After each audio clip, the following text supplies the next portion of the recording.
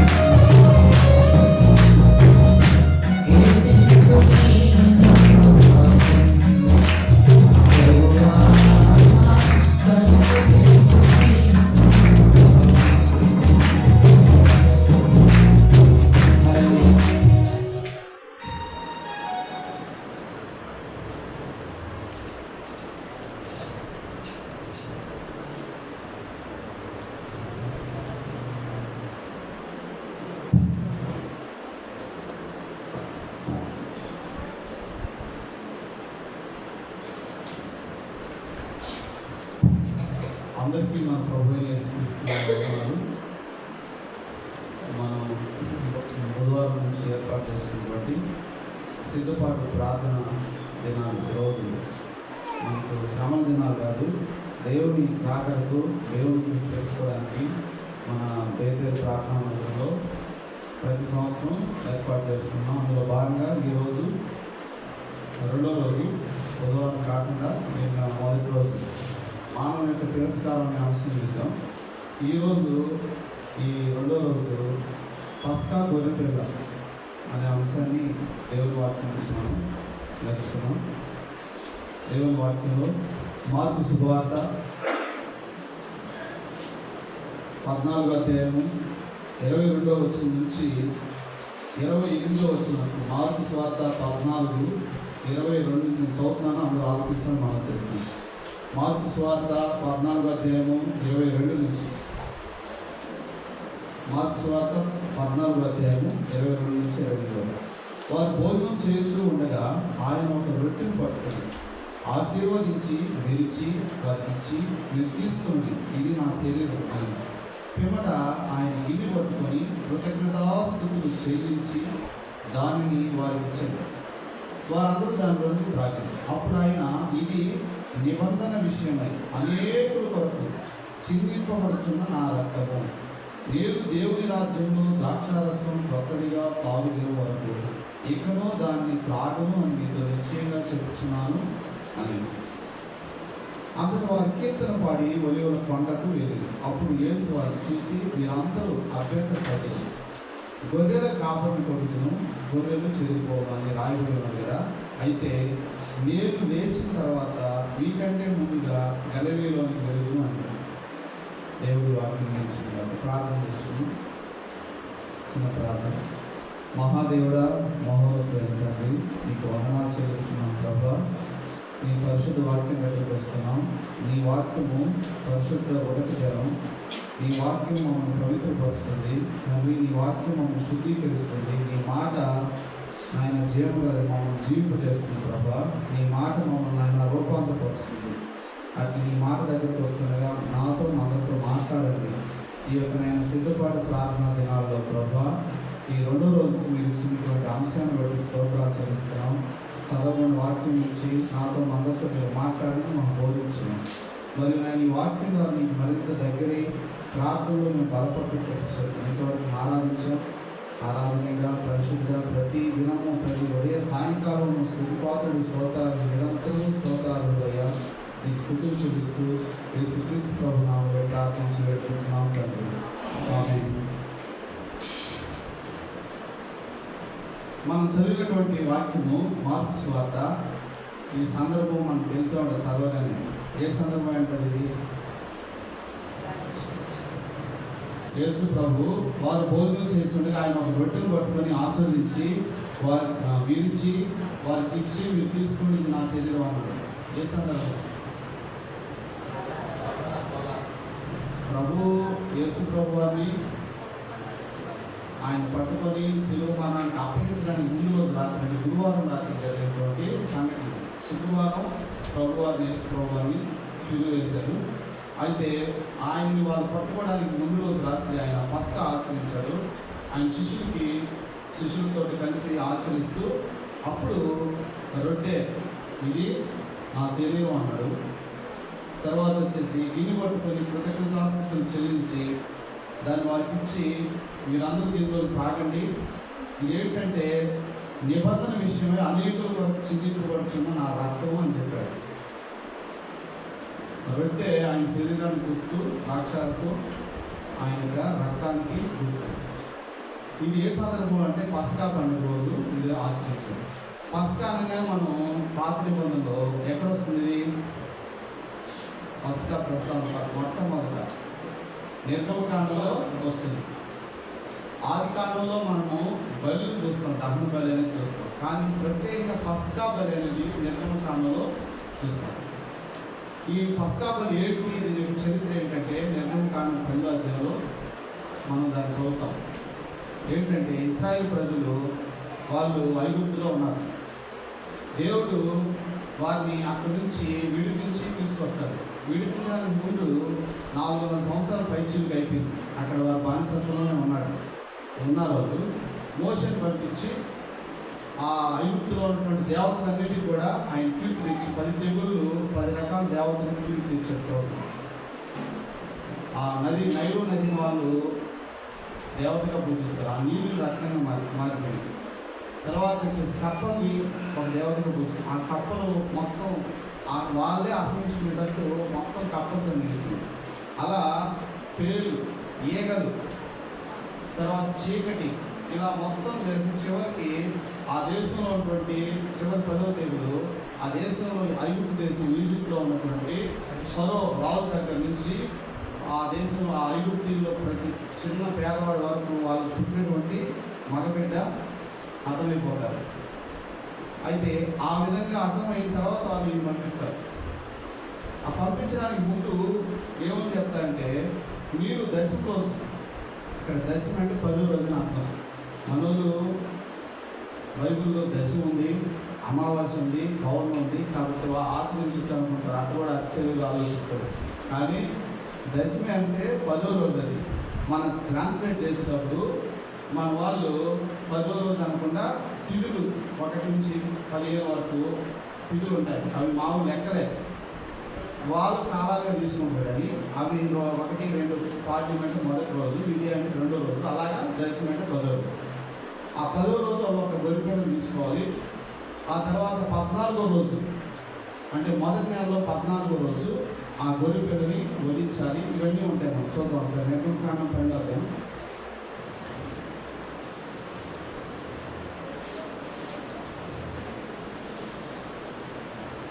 అధ్యాయము 1 నుంచి 12వ నుంచి. మోషే అహరోనులు ఐగుప్తు దేశంలో ఉండగా యెహోవా ఇలా సెలవిచ్చింది, నెలల్లో ఈ నెల మీకు మొదటి, ఇది మీ సంవత్సరానికి మొదటి నెల. మీరు ఇశ్రాయేలీల సర్వ సమాజంతో ఈ నెల దశనాడు అంటే 10వ రోజు వారు తమ తమ కుటుంబం లెక్క చొప్పున ఒక్కొక్కడు గొర్రెపిల్లనైనా మేకపిల్లనైనా, అనగా ప్రతి ఇంటికి ఒక గొర్రెపిల్లనైనా ఒక మేకపిల్లనైనా తీసుకునేవాళ్ళు. ఆ పిల్లలు తినుటకు ఆ కుటుంబం చాలకపోయిన వారును వారి పొరుగు వాళ్ళను తమ లెక్క చొప్పున దాన్ని తీసుకునేవాళ్ళు. ఆ గొర్రెపిల్లను భుజించుటకు ప్రతి వారి భోజనము పరిమితిని బట్టి వారిని లెక్కింపవాలి. నిర్దోషమైన ఏడాది మగ ఈ కొంచెం మనం గుర్తించాలి. ఈరోజు మనకున్న అంశాన్ని బట్టి ఎలాంటి గొర్రెపిల్లను తీసుకోవాలంటే ఏడాది మగపిల్లను తీసుకోవాలి. నిర్దోషమైన ఏడాది మగపిల్ల. గొర్రెల్లో నుండి అయినను మేకల్లో నుండి అయినా దాన్ని తీసుకోవచ్చు. ఈ నెల 14వ దినం వరకు మీరు దాన్ని ఉంచుకోవాలి. తర్వాత ఇశ్రాయేలీల సమాజపు వారందరూ తమ తమ కూటములలో సాయంకాలం దాన్ని చంపి దాని రక్తం కొంచెం తీసి తాము దాన్ని తిని ఇళ్ళ ద్వారబంధపు 2 నిలువు కమ్ముల మీదను పైకమ్మి మీదను చల్లి ఆ రాత్రియే వారు అగ్ని చేత కాల్చబడిన ఆ మాంసమును పొంగని రొట్టెలను తినవద్దు. చేదు పొగతో దాన్ని తినవద్దు. దాని తలను, దాని కాళ్ళను, దాని ఆంతరమును అగ్నితో కాల్చి దాన్ని తినవద్దు. దానిలో ఉడకినదైనను నీళ్లతో వండబడినదైనను తినకూడదు. ఉదయకాలం వరకు దానిలో ఏది మిగిలినకూడదు. ఉదయకాలం వరకు దానిలో మిగిలింది అగ్నితో కాల్చివేయాలి. మీరు దాన్ని తినవలసిన విధమేదనగా మీ నడుము కట్టుకొని, మీ చెప్పులు దొరుకుకొని, మీ కర్రలు చేతపట్టుకొని త్వరపడుచు దాన్ని తినవద్దు. అది యెహోవాకు పస్కా బలి. ఆ రాత్రి నేను ఐగుప్తు దేశమును సంచరించి ఐగుప్తు దేశమందరి మనుషుల్లోనే కానీ జంతువుల్లోనే కానీ తొలి సంతతి హతం చేసి ఐగుప్తు దేవతలకు అందరికీ తీర్పు తీర్చదును. నేను యెహోవాను. మీరున్న ఇళ్ల మీద ఆ రక్తం మీకు గుర్తుగా ఉండును. నేను ఆ రక్తమును చూసి మిమ్మల్ని నశింప చేయక దాటిపోయాను. నేను ఐగుప్తు దేశమును పాడు చేయుచుండగా మిమ్ము సంహరించుటకు తెగులు మీ మీదకి రాదు. కాబట్టి ఈ దినం మీకు జ్ఞాపకార్థమైనను. మీరు యెహోవాకు పండుగగా దాన్ని ఆచరింపవలను. తరతరములకు నిత్యమైన కట్టడిగా దాన్ని ఆచరింపవలను. తర్వాత ఇంకో విషయం చెప్తారు. 7 దినములు పులియని రొట్టెల పండుగ అంటే పులియని రొట్టెల పండుగలో ఇది మొదటి రోజు పస్కా. ఈజిప్ట్లో ఉన్నటువంటి వాళ్ళు, ఐగుప్తులో ఉన్నటువంటి ఇశ్రాయేలీయులు అబ్రహాము, ఇస్సాకు, యాకోబుతో దేవుడు చేసిన నిబంధనను బట్టి వాళ్ళని అక్కడి నుంచి విడిపించడానికి ఒక బలి చేయమన్నాడు. పస్కా బలిని ఆచరించాడు. ఇది కేవలం పస్కా బలి ఆచరించడం అనేది, ఒకవేళ ఏంటి దేవుడు మమ్మల్ని తీసుకెళ్ళవచ్చు కదా, బలిని ఇవ్వమంటున్నాడు అని కానీ వాళ్ళు ఆలోచించి దాన్ని ఆచరించుకున్నామంటే ఆ ఐగుప్తీయులతో పాటు ఇది కూడా నశించిపోతారు. అక్కడ ఏంటంటే దేవుడి మాటకు విధేయత చూపిస్తున్నారు లేదనేది ప్రాముఖ్యం. అంతకు ముందు ఏమైనా జరిగింది అలాంటి లేదు. మోషే చెప్పాడు దేవుడు, మోషే వచ్చి ప్రజలకు చెప్పాడు, మీరు 10వ రోజు గొర్రెలను తీసుకోండి, ఆ ఇంటి వారు సరిపోతా ఓకే, కాకపోతే ఇంకొందరు కూడా యాడ్ చేసుకోండి, వాళ్ళందరూ కలిసి ఆ గొర్రెలను వధించాలి, నిర్దోషమైనదిగా ఉండాలి. పొంగని రొట్టెలు అంటే మనం ఇప్పుడు చేసుకున్నప్పుడు మామూలుగా పుంకాలని లేదా చపాతీని అంటే అప్పటికప్పుడు పిండి కలిపి చేసుకునేది. పులియని రొట్టెలు పొలవకూడదు, పిండి అనేది పొలవకుండా పులియని రొట్టెలు చేసుకొని చేదు కూరలతో మీరు దాన్ని ఆచరించాలి. ఆ విధంగా మీరు చేసి ఆ రక్తాన్ని తీసి ఆ ద్వారబంధ కమ్ముకుపోయారు. ఆ విధంగా చేసినప్పుడు మీ ఇంట్లోకి ఆ మరణదోత లేదా మీ ఇంట్లో మరణం అనేది సంభవించి మీకు విడుదల వస్తుంది దేవుడు చెప్పారు. ఈ మాటలన్నీ ఎవరైతే నమ్మి విశ్వసించి ఆ విధంగా చేసి ఉంటారో వాళ్ళు మాత్రం విడిపించబడి బయటకు వచ్చారు. ఇది దేనికి గుర్తు ఏంటి అంటే బైబిల్లో మనకు ఆదికాండం నుంచి ప్రకటన వరకు చూస్తే దేవుడు మానవుడు చేసిన తర్వాత, మానవుడు పతనమైన తర్వాత అంటే ఆదాము పాపం చేసిన తర్వాత దేవుడు అప్పుడే వాళ్ళకి ఒక జంతువును వధించి వాళ్ళకి చర్మం చొక్కాలు తొలగించడం మనం చూస్తాం.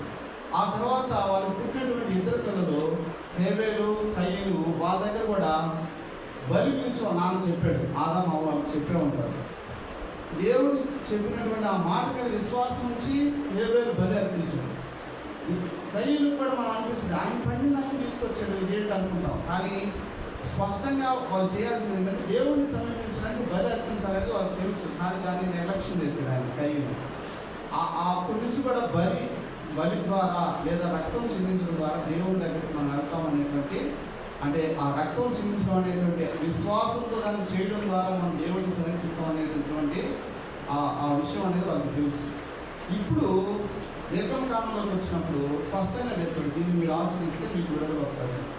అలాగే దేవుడు ఎవరైతే ఆచరించారో ఇశ్రాయేలు ప్రజల్ని ఈజిప్ట్ నుంచి విడిపించి ఎర్ర సముద్రంలో అది 2 పాయలుగా చీల్చి 6 నేల మీద నడిపించి ఆ అరణ్యంలో వాళ్ళకి ఆహారం ఇచ్చి వాళ్ళు సరిగినందుకు 40 సంవత్సరాలు అక్కడ తిరుగుతున్నా కానీ దేవుడు కృపతో వాళ్ళకి ఆహారం ఇచ్చి పోషించి వాళ్ళ దేశానికి తీసుకెళ్ళారు.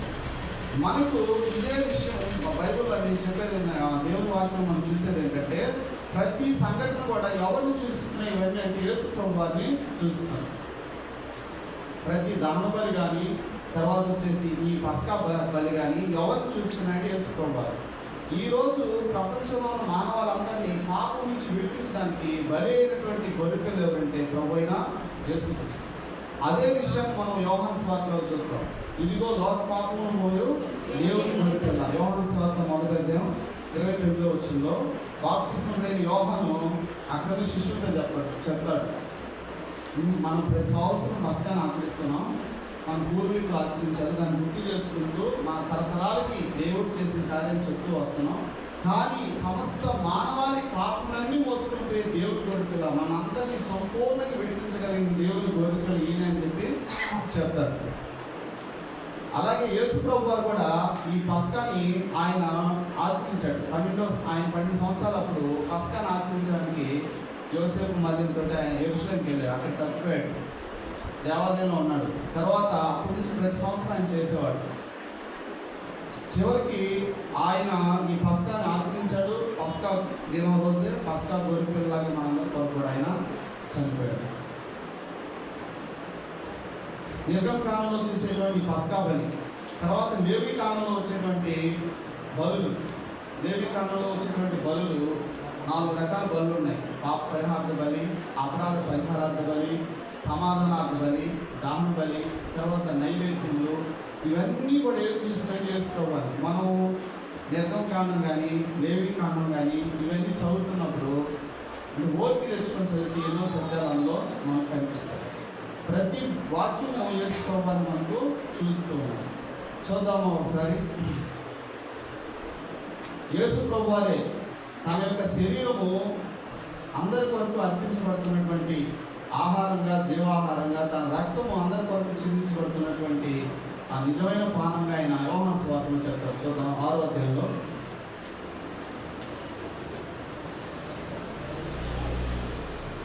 6వ అధ్యాయం 52వ వచనం. యూదులు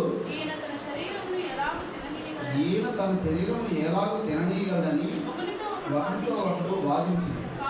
కావున యేసు ఇట్లను మీరు మనిషి కుమారుని శరీరము తిని ఆయన రక్తం తాగితేనే కానీ మీలో మీరు జీవము జీవం కలవారు కారు. నా శరీరం తిని నా రక్తం త్రాగువాడే నిత్య జీవం కలవాడు.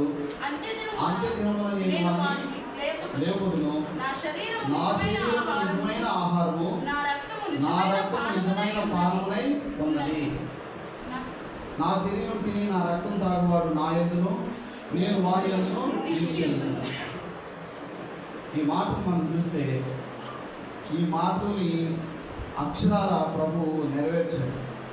అందుకే ఆయన పస్కాను ఆచరిస్తున్నప్పుడు పాత నిబంధన ప్రకారం చేస్తున్న ఆ పస్కాను అలా ఆచరించండి అని చెప్పలే. ఆయన ఒక పద్ధతి ప్రతిష్ఠించాడు. మార్క్స్ వార్తలో మనం చదివిన దాంట్లో ఏమన్నాడంటే, మార్క్స్ వార్తలో ఇది అనేకుల కొరకు చిందింపబడుతున్నటువంటి నిబంధన రక్తం. అంటే అంతకుముందు పాత నిబంధన రక్తం ఉంది. మోషే ఏది చేసినా కానీ వాళ్ళకి ఒక జంతువులు వదిలించే రక్తంతో ఇది నిబంధన రక్తం అని చెప్పి అవన్నిటిని కూడా ప్రతిష్ఠించేవాడు, వాళ్ళతో నిబంధన చేసేవాడు. అదేవిధంగా యేసు ప్రభు వారు కూడా ఏమని చెప్తున్నాడంటే, ఇది మీ కొరకు చిందింపబడుతున్నటువంటి నిబంధన రక్తం అన్నాడు. కింద ఏముందంటే ఫుట్నోట్లో మార్క్స్ 14:45 పేజీ కింద ఏముందంటే 2 అని రాసి, కొత్త నిబంధన విషయమై రక్తం. అది కొత్త నిబంధనతో కూడినటువంటి రక్తం. అది పాతది, మోషే ద్వారా వచ్చినటువంటి ఆ నిబంధన పాత నిబంధన. యేసు ప్రభు వారు సాక్షాత్తు దేవుడే మానవుడిగా వచ్చి మనందరికీ శిలువలో ప్రాణం పెట్టాడు. పస్కా గొర్రెపిల్లగా ఆయన చిందించిన రక్తం మనందరికి కూడా కొత్త నిబంధనకు సంబంధించిన రక్తం. ఇదే విషయాన్ని మత్తయి సువార్తలో మత్తయి భక్తులు ఇంకొంచెం వివరంగా ఇస్తారు. 26వ అధ్యాయంలో 26వ అధ్యాయము 26వ వచనం నుంచి, వారు భోజనం చేయుచుండగా యేసు ఒక రొట్టెను పట్టుకొని దాన్ని ఆశీర్వదించి విరిచి తన శిష్యులకి ఇచ్చి, మీరు తీసుకొని తినుడి, ఇది నా శరీరం అని చెప్పెను. మరియు ఆయన గిన్నె పట్టుకొని కృతజ్ఞతాస్తుతులు చెల్లించి వారికి ఇచ్చి, దీనిలోని మీరు అందరూ త్రాగుడి, ఇది నా రక్తము, అనగా పాప క్షమాపణ నిమిత్తము అనేకుల కొరకు చిందింపబడుచున్న నిబంధన రక్తం. ఇక్కడ రక్తం కింద ఇచ్చాడు, కొత్త నిబంధన రక్తం.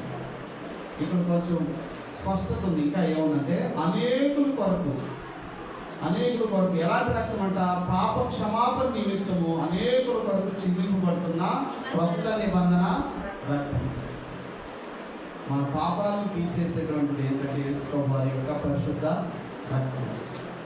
ఆయన రక్తం చిందించేసాడు. ఇంకేం మనకేమి, ప్రతి ఒక్కరి ప్రపంచంలో అందరూ రక్షణ పడిపోతారు కదా, రక్షణ పొందినట్టే కదా. కానీ ఇక్కడ ఒక కండిషన్ ఏముందంటే, ఎవరైతే పశ్చాత్తాపడతారో, ఎవరైతే ఈ కార్యం చేసినటువంటి ఆ ప్రభువునందు విశ్వాసం ఇస్తారో, అవునయ్యా నా కొరకు, మా కాదు నా కొరకు, నా పాపాల కొరకు నువ్వు శిలువలో చనిపోయావయ్యా, గొర్రెపిల్లగా నా స్థానంలో నువ్వు చనిపోయావు, నీ పరిశుద్ధ రక్తాన్ని బట్టి నా పాపాన్ని కడుగు, నన్ను పవిత్రపరచు, నా ప్రభువుగా రక్షకుగా నువ్వు నా ఉదయంలో ఉండేది మనం అంగీకరించి విశ్వసించినప్పుడే ఇది మనకు వర్తిస్తుంది. అలా ఎవరైతే అంగీకరిస్తారో వాళ్ళకి మన తర్వాత రాబోయే తరాలు ప్రభు వచ్చేంత వరకు అది వర్తిస్తూనే ఉంటుంది. అంతకుముందు వాళ్ళకి ఇది తెలియదు కదండి. అంతకుముందు వాళ్ళు దేవుని వాక్యం ప్రకారం దేవుడు చెప్పిన పద్ధతిలో ఆ బలులు అర్పించి విశ్వాసం ఉంచినప్పుడు వారు రక్షించబడ్డారు. ఈరోజు యేసు ప్రభు వారు శిలువలో చనిపోయి తిరిగి లేచాడు. చనిపోయినటువంటి ఆ యేసుక్రీస్తు ప్రభు వారు నా కొరకే ఆయన శిలువలో చనిపోయాడు, ఆయన తిరిగి లేచాడని ఎవరు అంగీకరిస్తామో విశ్వాసం ద్వారా ఈరోజు మనం రక్షించబడతాం. కాబట్టి యేసు ప్రభు వారు మనందరి స్థానంలో పస్కా గొర్రెపిల్లగా ఆయన వధించబడ్డాడు. వాళ్ళు ఈజిప్ట్ నుంచి విడుదల పొందారు, ఐగుప్తు నుంచి. మనము పాప బంధకాల నుంచి, ఈ లోకాధికారి నుంచి, సాతాను యొక్క ఆధిపత్యం నుంచి మనం పూర్తిగా విడిపించబడుతున్నాం. దేవుని రాజ్య వారసులం అవుతున్నాం. చూద్దాం ఎఫెసీ పత్రిక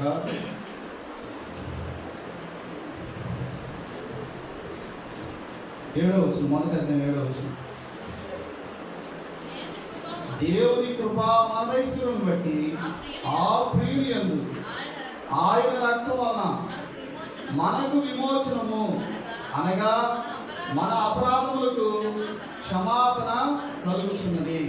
ఆయన రక్తం వల్ల మనకు విమోచనం. ఏంటి విమోచనం అంటే మన అపరాధములకు క్షమాపణ కలుగుతుంది.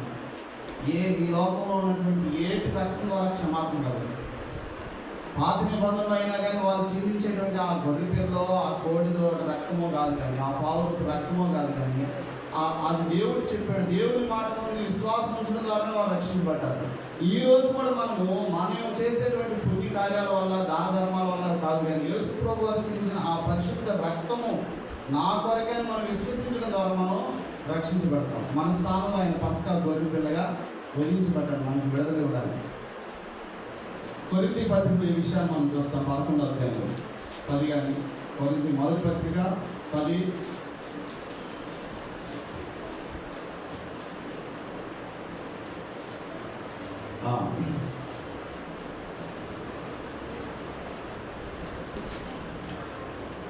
11వ అధ్యాయం 10వ అధ్యాయంలోని చూడండి 16 వచనం 10-16. మనం దీవించు ఆశీర్వచన పాత్రలోని త్రాగుట క్రీస్తు రక్తంలో పాల్గొంచుకుంటే కదా, మనం విరుచు రొట్టె తినుట క్రీస్తు శరీరంలో పాల్గొంచుకుంటే కదా, మనమందరము ఆ ఒకటే రొట్టెలో పాల్గొంచుకుంటున్నాము. రొట్టె ఒకటే కనుక అనేకులమైన మనము ఒక శరీరమై ఉన్నాం. ఎందుకు మనం ప్రభు అది ఇచ్చాడు అని అంటే, ఆ రొట్టె తీసుకోవడం ద్వారా నా కొరకు ప్రభు ఎంత త్యాగం చేసాం గుర్తు చేసుకుంటూ, ఆయన యొక్క మరణంలో మనల్ని మనం దాంట్లో సంయుక్తపరుచుకున్నాం. అంటే దాంట్లో మనల్ని విలీనం చేసుకుంటున్నాం. అయ్యా నువ్వు నా కొరకు ఎలా చనిపోయావు, నేను కూడా ఈ లోపల ఆ విధంగా నీ కొరకు చనిపోవాల్సిన వాడిని అయినాను, నీ కొరకు జీవించాల్సిన వాడిని అయినాను అని సంయుక్తపరుచుకున్నాం. ఆయన రక్తాన్ని మనం స్వీకరిస్తున్నాం. నా కొరకు నువ్వు ఎలా రక్తం చిందించావు, నీ కొరకు జీవించు నేను ఆ విధంగా రక్తాన్ని చిందించాల్సిన వాడిని అయినాని ఆయన మరణాన్ని మనం ఏం చేస్తున్నాం అంటే అంగీకరిస్తున్నాం, దాన్ని మనకు ఆపాదించుకుంటున్నాం అన్నమాట. అంటే మనం దాంట్లో మనం మిళితం అవుతున్నాం, కలిసిపోతున్నాం. అందుకనే ప్రభు ఇది నేను వచ్చినంత వరకు దీన్ని ఆచరించండి, నన్ను జ్ఞాపకం చేసుకుంటే దీన్ని చేయడం చెప్పాడు. మనం ప్రభు దగ్గరికి వచ్చేటప్పుడు చాలామంది చాలా నిర్లక్ష్య ద్వారంతోనో వస్తారు. ఇంకొందరు ఏంటంటే అది తీసుకుంటే మహాప్రసాదం అనుకుని వస్తారు. ఈ రెండు తప్పే. దేవుని వాక్యం ఏం చెప్తున్నారు మనం ఆచరించాలి. ఏమని చెప్తుంది? ప్రభుత్వాలు సమీపించేటప్పుడు మనల్ని మనం పరీక్షించుకొని, మళ్ళీ ఏదైనా దోషం అంటే ఒప్పుకొని, అసలు ఏంటి ఈ రొట్టె ఏంటి దేనికి నా కొరకు ఆ శిలువలో ఇవ్వబడినటువంటి ఆ పరిశుద్ధులైనటువంటి యేసుక్రీస్తు ప్రభు వారి శరీరం కదా, ఈ రక్తం ఈ ద్రాక్షారసం ఆయన రక్తాన్ని గుర్తు కదా, నా కొరకు చివరి రక్త పొట్టు వరకు ఆయన చిందించాడు కదా అని మనం ఆయనకి త్యాగాన్ని మళ్ళా మనం ప్రతిరోజు గుర్తు చేసుకోవాలి. కానీ ప్రభుత్వాల దగ్గరికి వచ్చేటప్పుడు ఇంకా ప్రాముఖ్యంగా మనం దాన్ని జ్ఞాపకం చేసుకుంటే ఆ త్యాగాన్ని బట్టి మనం ఎంతో ఆయనకి కృతజ్ఞత కలిగి మనం ఏమున్నా కానీ ఒప్పుకొని ఆయన ప్రేమని మనసారా జ్ఞాపకం చేసుకుంటూ దాన్ని ఆచరించాలి.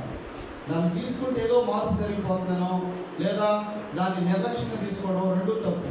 దేవుడు ఏది చెప్పాడు దాన్ని అంగీకరిస్తూ దాన్ని అర్థం చేసుకొని అవగాహనతో తీసుకోవాలని ప్రభువు కోరుతున్నాడు. యేసు ప్రభు అక్కడ నిర్దోషమైన ఏడాది మార్గోరి పిల్ల. యేసు ప్రభువులు ఏమైనా దోషం ఉందా? ఎలాంటి దోషం లేదు. ఎప్పుడు గ్రంథకర్త చెప్తాడు, చూద్దాం. ఆయన ఎలాంటి వాడు? యేసు ప్రభు మన కొరకు పస్కా బలి పశువుగా వదిలిపోయిన మన ప్రభు ఎలాంటి వాడో ఎబ్రీ పత్రిక 7వ అధ్యాయం 26వ వచనం. పిల్లలు వినాలా? అమ్మమ్మ యేసు ప్రభు వారు మనల్ని విడిపించడానికి, మనం దేవుని బిడ్డలు అవడానికి యేసు ప్రభు వారు పస్కా గొర్రె పిల్లలాగా వధించబడ్డాడు. అర్థమవుతుందా? వినాలి సరిగ్గా. చదువు. పవిత్రుడును నిర్దోషియు నిష్కల్మషుడును పాపులలో చేరక ప్రత్యేకంగా ఉన్నవాడు, ఆకాశ మండలం కంటే మిక్కిలి హెచ్చైన వాడు అయిన ఇంటి ప్రధాన యాజకుడు మనకు సరిపోయిన వాడు. ఈ ఎబ్రీ పత్రిక అంతా కూడా ఈ పాత నిబంధనలో ఉన్నటువంటి నిర్గమ కాండము, లేవి కాండం, సంఖ్యాకాండం, ఈ 3 కాండాలను బాగా అర్థం చేసుకోండి. ఎబ్రీ పత్రిక చదివితే అవి బాగా అర్థమవుతాయి. మన కొరకు శిలువలో బలియాగమైనటువంటి పస్కా గొర్రెపిల్లైన మన ప్రభువు ఎలాంటి వాడంట? పవిత్రుడు, నిర్దోషి, పాపుల్లో చేరక ప్రత్యేకంగా ఉన్నవాడు. పాపుల్లో చేరక ప్రత్యేకంగా ఉన్నాడు కాబట్టి పరిశుద్ధుడు కాదు. అసలు పరిశుద్ధుడు అంటే ఆయన ఆయన ఆయన ఆయన స్వభావంలోనే పరిశుద్ధుడు ఆయన. అందుకనే ఆ యెషయా గ్రంథంలో మనం చూస్తాం, ఆ దూతలు సైన్యులకు అధిపతి యెహోవా పరిశుద్ధుడు పరిశుద్ధుడు 13 సార్లు అంటారు. అంటే హీబ్రూ భాషలో పరిశుద్ధుడు 13 సార్లు ఏదైనా మెన్షన్ చేస్తే దాని యొక్క తీవ్రత, అది అంత గ్రేట్గా దాని యొక్క గొప్పతనం చెప్పడానికి ఒక మాట వాళ్ళు 3 సార్లు పలుకుతారు. ఇంకా తిరుగులేదు అన్నమాట. ఇంకా అంతే, అదే చివరిది అనమాట. అంత గొప్పది అని చెప్పడానికి ఆ విధంగా 3 సార్లు ఉపయోగిస్తుంది. దేవుడు అంత మహాపరిశుద్ధుడండి. కొరింథీ పత్రిక 11వ అధ్యాయంలో కూడా చూస్తాం.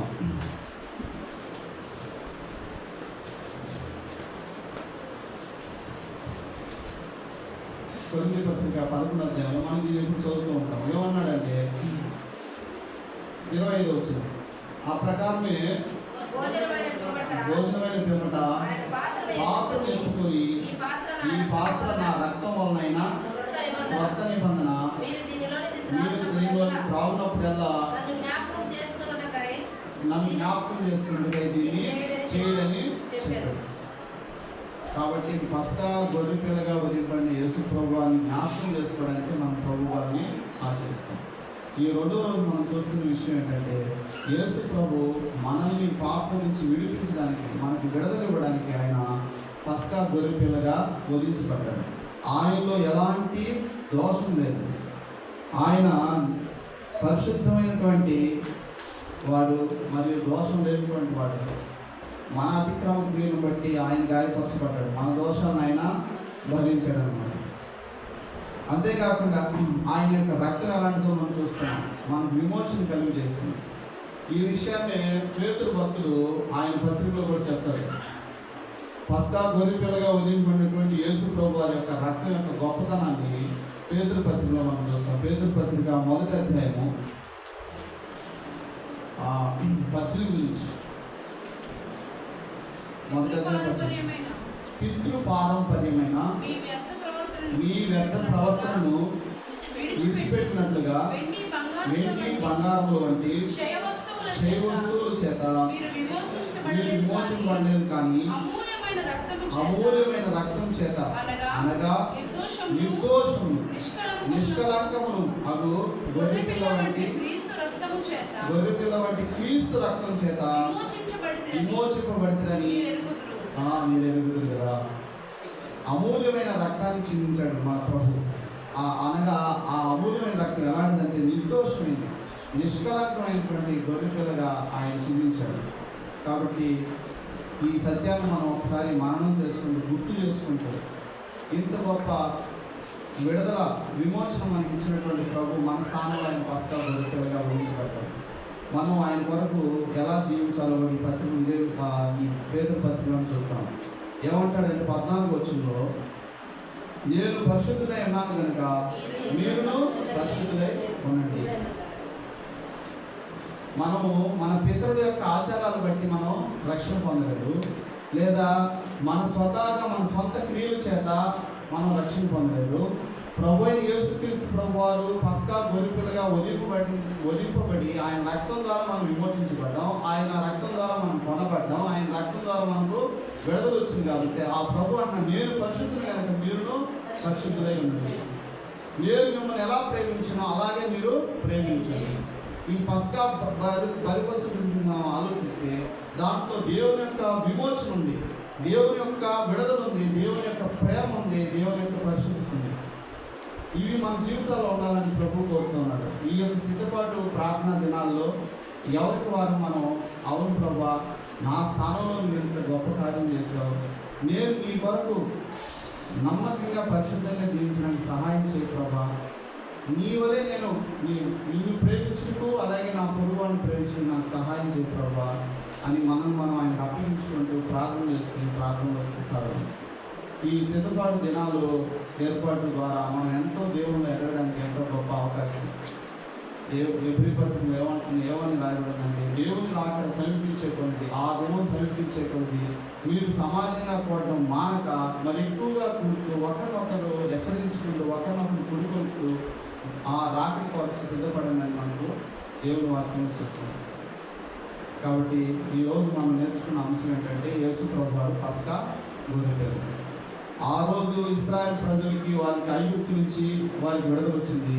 ఈరోజు మనకు పాప బంధకాల నుంచి, నరకం నుంచి మనకు విడుదల ఇవ్వడానికి యేసు ప్రభు వారు పస్కా గొర్రెపిల్ల వధించబడ్డాడు, మనకు విమోచన ఇచ్చాడు, మన పాపాలకు క్షమాపణ దొరికిందనే విషయాన్ని మనం గుర్తు చేసుకుంటున్నాం. ఇది కేవలం ఆయన చేసినటువంటి కార్యమును మనం విశ్వాసించడం ద్వారానే రక్షించబడతాం. ఆ విషయాన్ని కూడా చూసి ముగించుకున్నాం. ఎఫెసీ పత్రిక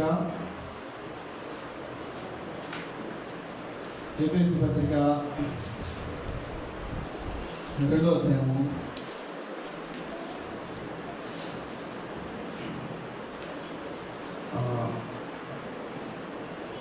8వ వచనం. మీరు విశ్వాసం ద్వారా కృపచేతనే రక్షింపబడి ఉన్నారు. ఇది మీ వలన కలిగింది కాదు, దేవుని వలనే. దీని చేత మనం రక్షింపబడుతున్నాం. ఆయన ఎందుకు విశ్వాసం ఉంచడానికి కూడా ఆయనే కృప చూపుతారు. అద్భుతమైన కృప చూపిస్తున్నారు. పస్కా గొర్రెపిల్ల అనే అంశాన్ని మనం ధ్యానిస్తే దేవుని కృప దీంట్లో మనం చూస్తాం, దేవుని పట్ల విశ్వాసం చూస్తాం. కాబట్టి ప్రార్థన చేసుకుందాం. దేవుడు మనల్ని ప్రేమించినంతగా మనం ఆయన్ని ప్రేమిస్తున్నామా? దేవుడు మనల్ని పరిశుద్ధంగా ఉండమన్నాడు, ఆ విధంగా ఉంటున్నామా లేదా ఒకసారి పరిశీలించుకున్నాం. నా స్థానంలో ఎవరి వారు నా స్థానంలో నా ప్రభు పస్కా గొర్రెపిల్లగా వధించబడ్డాడు అనే సత్యాన్ని జ్ఞాపకం చేసుకుంటూ ఆ పస్కా గొర్రెపిల్ల అయినటువంటి యేసు ప్రభు ఆయన శిష్యులకు చెప్తున్నాడు, నేను చనిపోయిన తర్వాత తిరిగి లేస్తాను, గలిలయలో మీరు నన్ను చూస్తారని కూడా చెప్పాడు. ఆ సంఘటనలో అంటే ఆయన కేవలం మరణించి అలా ఉండిపోలేదు, మట్టిలో కలిసిపోలేదు. మరణాన్ని గెలిచి మృత్యువేడిగా తిరిగి లేచిన ప్రభువుగా మన రక్షకుడు మన గొర్రెపిల్ల ఉన్నాడు. అందుకే ప్రకటన గ్రంథంలో కూడా చూస్తాం, ఆయన మనందరి కొరకు వధించబడ్డాడు. ఎవరైతే ఆయన ఎందుకు విశ్వాసం వస్తారో అందరినీ రక్షించడం కోసం ఆయన జగత్ పునాది వేయబడక మునిపే వధించబడ్డాడు. అట్టి గొర్రెపిల్ల అయినటువంటి యేసుక్రీస్తు ప్రభువుని మనం ఆరాధించడానికి ఆయన ఎంతైనా యోగ్యుడు, ఆరాధనకు ఆయనే పాత్రుడు. ప్రార్థన చేసుకున్నాం. దేవుడు ఈ మాటలను దీవించుగాక. అందరం ప్రార్థనలోకి వెళ్దాం. ఈ సమయంలో ఒక ప్రాముఖ్యమైన ప్రకటన ఏంటంటే, పాస్టర్ గారికి ఆపరేషన్ చేస్తున్నారు, గర్భసంచి ఆపరేషను. దేవుని కృపలో అది సవ్యంగా చక్కగా జరిగి మళ్ళా మంచి ఆరోగ్యంతో మన మధ్యకి వచ్చినట్టు మనందరం కూడా ప్రతి ఒక్కరూ ఆ విషయం గురించి ప్రార్థన చేద్దాం. అదేవిధంగా మన సంఘానికి సంబంధించినటువంటి సంఘం యొక్క విస్తరణ కొరకు, సంఘం స్థలాల విషయము, ముఖ్యంగా దేవుళ్ళు ప్రతి చిన్న బిడ్డ మొదలు పెద్దల వరకు అందరూ ఎదిగినట్లు వీటన్నిటి గురించి కూడా ప్రార్థన చేద్దాం. ముందు ఈ వాక్యం ఫలించినట్లు పస్కా గొర్రెపిల్లైన యేసుక్రీస్తు ప్రభువారు మన కొరకు వధించబడడానికి వందనాలు చెల్లిస్తూ పాస్టర్ గురించి మనందరం కూడా మోకరిల్లి ప్రార్థన చేద్దాం. ఎవరికి వారు ఒకసారి పరీక్షించుకుంటూ